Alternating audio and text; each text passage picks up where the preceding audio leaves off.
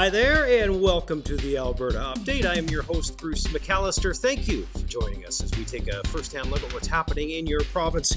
Ministers Jason Nixon and Mike Ellis will be along. We'll have all the news of what the province and the government have been up to in the last month or so. But the big news right now is coming out of the United States, and we'll welcome in the Premier for a discussion on these things. Premier, first of all, good day. I know you've been busy. Thanks for making some time. My pleasure. Nice to talk to you, Bruce.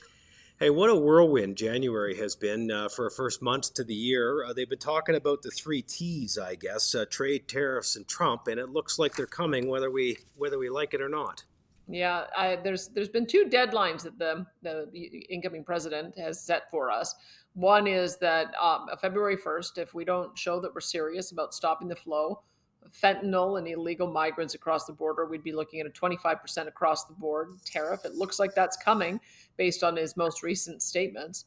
And then April 1st, there's going to be another look at our entire trade relationship to see if any further tariff action is taken. So we're in for a bit of a bumpy few months here with our best friend and trading partner. Well, look, you have been lobbying intensely. You've talked to the President of the United States. You've talked to just about every decision maker that you could. You've taken the tact of diplomacy, which many encourage you and suggest you should. Some in the country have not taken that approach. What can you say about what you've heard from some of the people you've talked to in the United States? They must understand how intertwined our industries are. And it's across the board. I mean, the obvious case and our biggest area of integration is, of course, oil and gas. And it's not just oil and gas going down to the United States. It's U.S. oil and gas coming back up into Canada, especially into Eastern Canada.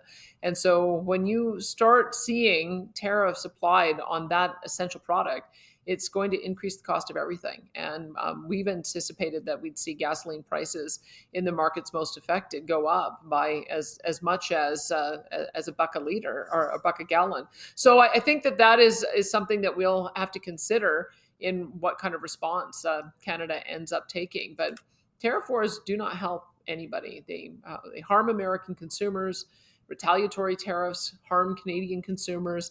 If it keeps on escalating, it's just going to create a lot of damage to the relationship. So my approach has been diplomacy, because that's been the Alberta way since 2005, since we had an office in Washington when we first started. It's continued all the way up to this decision, and it'll continue on, because now we have to work at figuring out a way to get them off again. And I think that's going to be occupying the time of most of the elected leaders in Canada for the next while. Premier, I don't know if I'd call this a silver lining. I don't know that there's any silver lining in this. However, let me qualify. At least the rest of the nation and some of the politicians outside of Alberta seem to be realizing that pipelines to Tidewater might actually make sense for a nation trying to export its product for the betterment of the world and the country. Would you say that the nation has indeed woken up to the importance of Alberta's energy market and getting our product to other locations? 100%. When you talk about having leverage in trade negotiations, the leverage is, okay, if you don't want to buy our stuff, we'll sell it to somebody else. And the problem with all of the provinces on all of the various goods that we provide is that our principal relationship is north-south rather than east-west with each other, or rather than export off the East Coast to the markets there, or export off the West Coast to the markets there. And I would say that applies pretty well across the board, and it's part of the reason why Canada is so vulnerable when you have an unpredictable neighbor willing to use tariffs as a tool of policy. But when you look at pipelines in particular, we had $176 billion worth of proposed projects that got canceled because of the uncertainty created by various government laws, the ban on export of bitumen from the West Coast, the No More Pipelines bill, the threats of a net zero electricity grid, of an emissions cap on oil, emissions cap on methane, net zero vehicles. The list goes on and on and on. And all of that dampens investment. And we've seen the results of it. It's actually sort of surprising that the Coastal GasLink pipeline got finished, and LNG Canada appears very close to getting their product to market. And once it's on the water, it can go anywhere in the world. So that's one sort of release valve.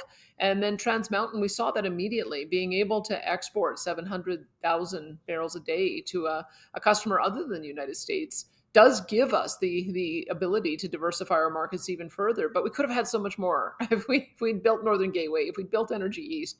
Energy East would have made sure that our neighbors weren't reliant on U.S. oil and gas, that they could have got it from us. And if you look at Northern Gateway, it is another way that we would have been able to really expand out our markets. So I think these are the frustrations that I have, is that it would have been nice if we'd been able to get some of those projects going. But now is the time for us to talk with each other as Canadians. What are we going to do to start doing more trade with each other? What are we going to do to stop blocking access to each other's goods getting to markets so that we can develop those new markets? Oh, so well put. You've started a lot of these conversations around the country. Premier, I'm assuming you're going to be working your phone and probably heading south as often as you can to talk with your U.S. counterparts to try and do all we can for Alberta and this country going forward. You bet I will. I mean, that's what I've been doing up to this point. Up to this point, it was all to the objective of trying to avoid tariffs from being imposed at all, not on Alberta, not Alberta alone, but on all of Canada, because I think there's such a strong case for us to make about our integrated markets that are far better supporting each other in mutual aspirations to have North American energy dominance, to make sure that we've got reliable, low-cost power, to make sure that we have AI dominance with the new development of data centers. I think those are all things that we share in common with the United States, but we have to address the problems they've identified first. And having an illegal flow of fentanyl and illegal flow of migrants across the border is just one of those things we've got to do more to demonstrate that we're going to stop that flow if we're going to get back to some constructive trade conversations. It's why I asked for the federal government to immediately announce a border czar, so that we have someone with the credibility to execute on a plan to work with Tom Homan in the United States and make sure that even though we have all of these leadership disruptions that are happening at the federal level, there's a consistent voice that can put a plan forward. I haven't seen anything yet, but I think that there does need to be some action on the federal government to demonstrate they take it more seriously. Yeah, that and a federal government with a mandate for sure. Premier, thank you for your leadership on this. Thanks for joining us, and good luck. We're glad you're at the helm. Thanks, Bruce.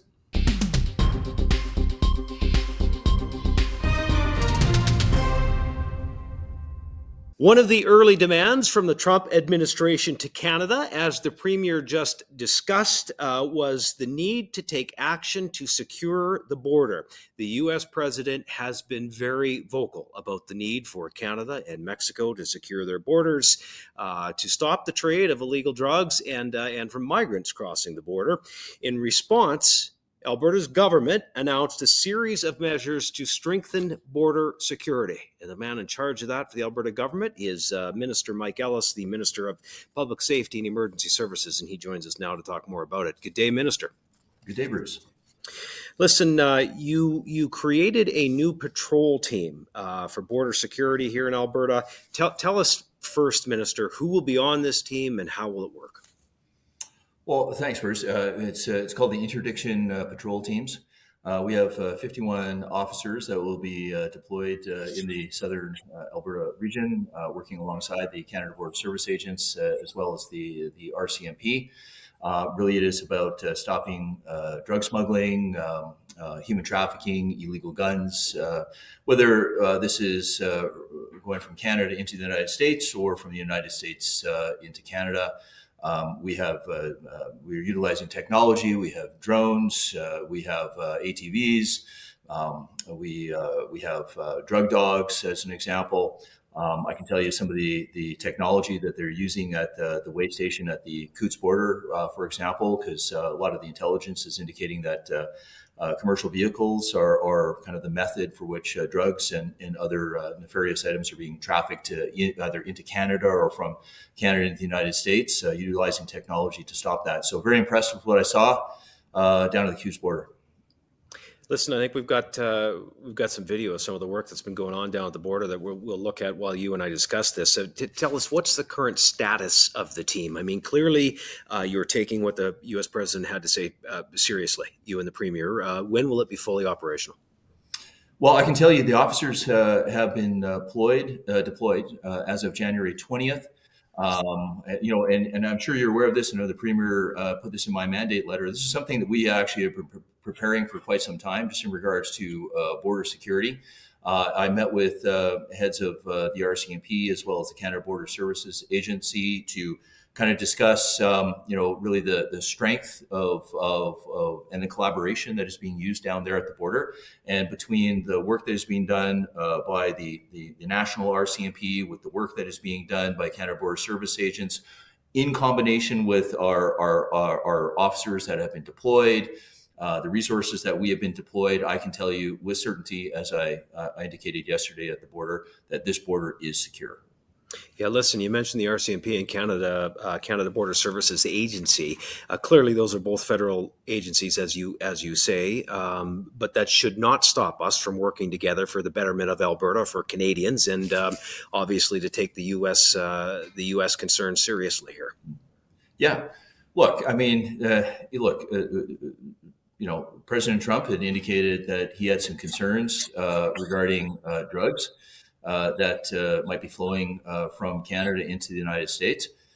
We take those concerns very seriously, but as I've indicated, it is a two-way street, which is why we had been doing a lot of this early preparation. We had concerns regarding drugs that might be coming from the United States into Canada. I have had a lot of discussions, or a few discussions, I'd say, with the Attorney General in Montana. We don't necessarily have a lot of issues, we'll say. Nothing is ever absolute, but to say that people are walking across the border from the U.S. into Canada or Canada into the U.S., we don't really have any reports of that. However, I can say with certainty that the border is secure and that will not be happening, even if somebody did attempt to do that. But what we are seeing is drugs that are being smuggled again through commercial vehicles. And I think it's important, Bruce, that I let anybody who might be watching this who thinks that drugs can easily be smuggled through any one of our 6 ports of entry that lead into Montana. There are checkpoints that we have with the Alberta Sheriffs. There's a checkpoint, of course, at the Canada border, and there's a checkpoint with the Americans on the other side. So if anybody thinks that you can smuggle guns or drugs or human beings, I'm going to tell you right now that will not happen. And if you try, you will go to jail. All right. Listen, take that seriously, no doubt. Before I let you go, Minister, one more question. Your ministry just launched the electronic monitoring program. I think this was part of the Safe Streets Action Plan. What will it do? How is it going to improve safety for Albertans?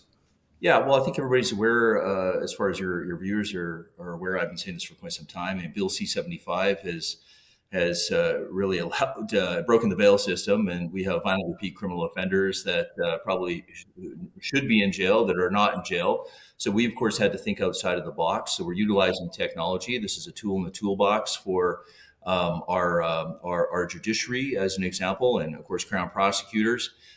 If there's somebody for which the system wants to release, certainly an application can be made through the courts. It's going to be monitored via our corrections, and I can tell you they're doing an outstanding job. This is, I think, as of a couple of weeks, they've been up and running, ready to go, and really, for those people that think that they can be released on a court order now, and that nobody is going to be looking at them or checking up on them, and that they can go and break those orders. I can tell you that is not going to happen. And of course, we do need a judicial order when it comes to that. We certainly respect the courts when it comes to that. But this is a tool in the toolbox to keep Albertans safe. As the Premier has indicated, as I've indicated, we're going to do whatever it takes to keep Albertans safe. And this is a promise made, promise kept. Minister, we are glad you are working on these things. Thank you for that, and thank you for your time today. Thank you, sir. There's Minister Mike Ellis, the Minister of Public Safety and Emergency Services in Alberta. Well, Alberta is setting some new records on healthcare, despite some of the rhetoric and headlines that you might see out there in the mainstream media. The province now has more registered physicians than ever, with 12,212 doctors registered to practice here in the province. In 2024 alone, Alberta welcomed 474 new physicians, one of the highest yearly increases in over a decade. This growth aligns with the Alberta government's ongoing effort to train, hire, and attract more doctors into healthcare. The province continues to focus on ensuring residents have better access to care, to professionals, and the quality of healthcare that they need now and into the future.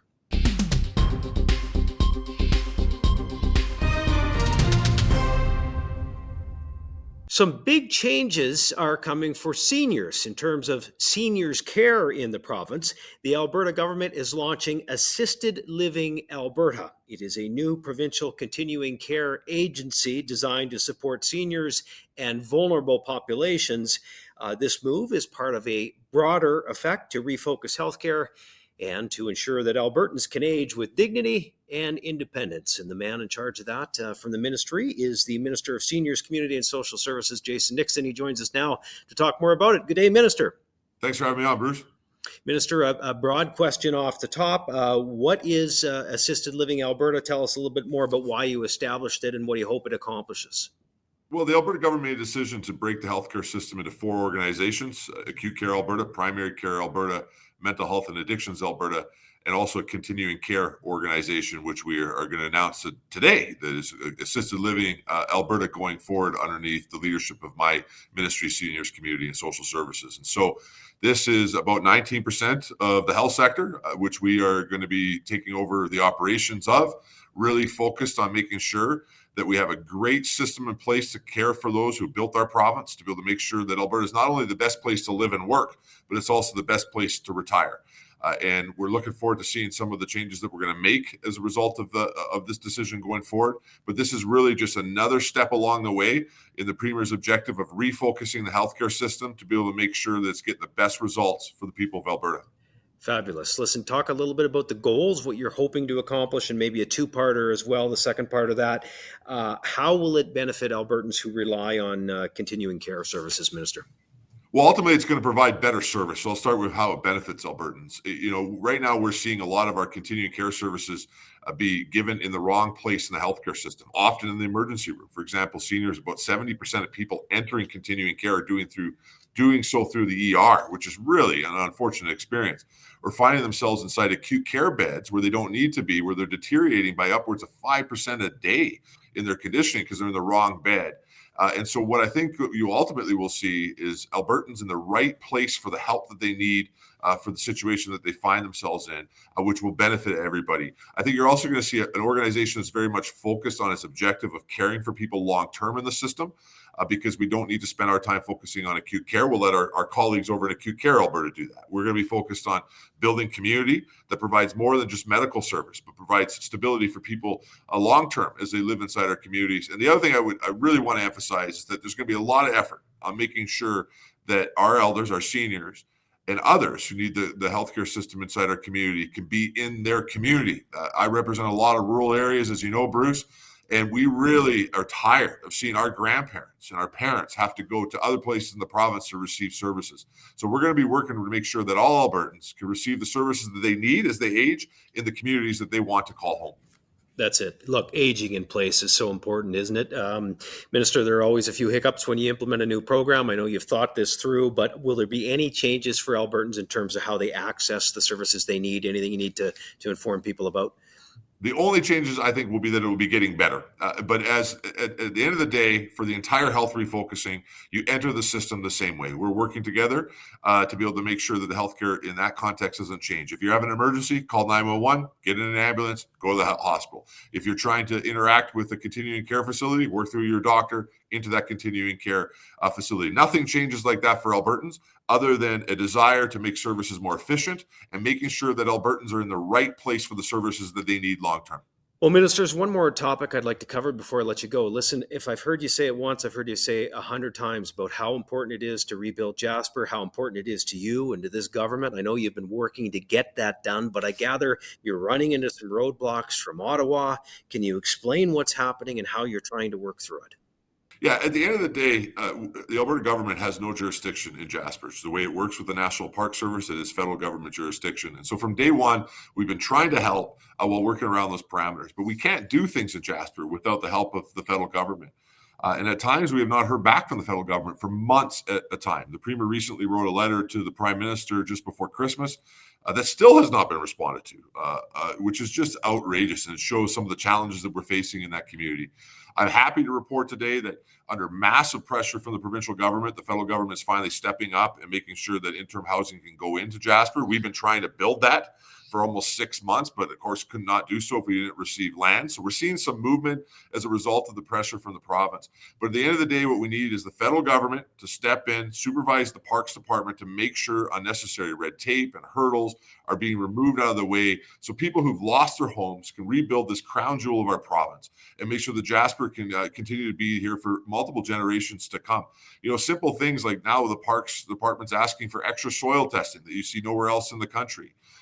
Extra burdens on how you file building permits. There are still no development permits that have been put in place as far as we're aware. And so these are the things that we're going to continue to push on. We're seeing some results at times, but because of the chaos in Ottawa, we're seeing long periods of time where federal politicians are not doing their job and getting in there and helping this community. At the end of the day, this should not be a partisanship issue. Let's work together to help Canadians who lost their homes in Jasper. Let's work together to build this community so that it can be here for Canada, again, for generations to come. And that's what Alberta is going to continue to focus on. But we're also going to continue to actively call on the federal government to do their job in their jurisdiction. Absolutely. Listen, can't say it any better than that. Glad you're on the case, Minister. As always, thank you for your time. We appreciate you joining us. Great to see you, Bruce. Take care. There is the Minister of Seniors, Community and Social Services, Jason Nixon, joining us on the Alberta Update. Well, Alberta is experiencing a record-breaking housing boom, in part thanks to that minister we just spoke to. The surge in construction is helping to stabilize housing costs as well as meet the growing demand for housing. Year-end data from the Canadian Mortgage and Housing Corporation confirming that the province led the country in housing starts per capita in 2024, setting historic records in new home construction. Now, last year, Alberta saw a 32% increase in new homes under construction. That was compared to 2023. The first half of 2024 also saw record-breaking starts on apartment units, surpassing a record set way back in 1977. This construction boom marking a significant step forward in Alberta's housing landscape, providing more opportunities for home buyers and renters alike. The province is emphasizing that by cutting red tape, incentivizing new construction, and supporting innovative building strategies, they are ensuring that more homes are built faster to meet the needs and the budgets of Albertans. A major victory for Calgary and the future of public transit, as Calgary City Council made a decision to proceed with a revised Green Line LRT project. The new plan significantly expands the line's reach and accessibility by adding 5 more stations, extending the line by 76% and serving 60% more Calgarians than the previous design would have. In a major cost-saving measure, the updated alignment features an elevated structure through downtown, eliminating the need for expensive tunneling and saving over $1 billion. The savings will be reinvested into the project, allowing for an extended route further south to Shepherd. With the decision in place, construction now could begin as early as the spring. Well, this week we have been bringing awareness to something that Alberta does better than any other jurisdiction, and that is cut red tape. Alberta is leading the country in cutting unnecessary red tape, making it faster and more affordable for businesses to grow, which helps create more jobs. Minister of Service and Alberta Red Tape Reduction, Dale Nally, showing us how these effects make Alberta the best place to live, work, and grow their business. This week, we're celebrating something that we do better than any other province in Canada. January 27th to January 31st is Red Tape Awareness Week across the country, and for us, it's a chance to toot our own horn. In Alberta, our attitude about red tape has always been simple and straightforward. When we see red tape, we cut it. In the last 5 years, we've saved Albertans and businesses $2.9 billion which has continued to help make Alberta the best place to live, invest, and do business. Our efforts have earned us top grades from the Canadian Federation of Independent Business for the last 4 years, and we're optimistic about our chances again this year. This week, you'll hear more about what we've been doing to keep up our momentum on cutting unnecessary red tape. We're not taking our foot off the gas, and we're certainly not putting our scissors away. After all, we are the best, and we want to keep it that way.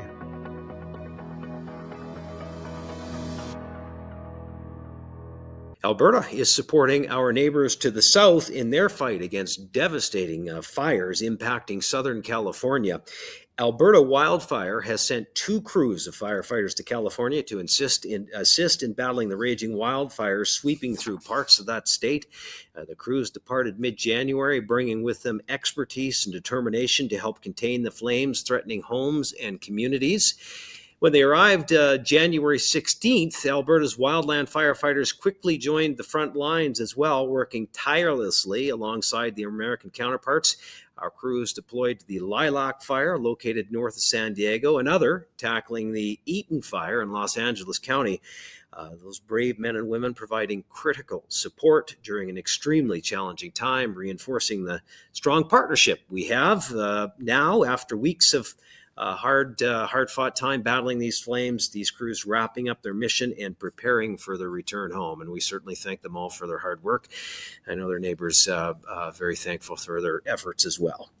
Well, that does it for this edition of the Alberta Update. So much going on in the province. Happy to bring you a first-hand look at what your government is up to, including conversations with the ministers and your premier. Remember to subscribe to the Alberta Update on YouTube, or you can also find it now on Rumble, and we will, of course, post it on all the socials for you to check out as well. Thank you again for joining us, and we'll see you again next time.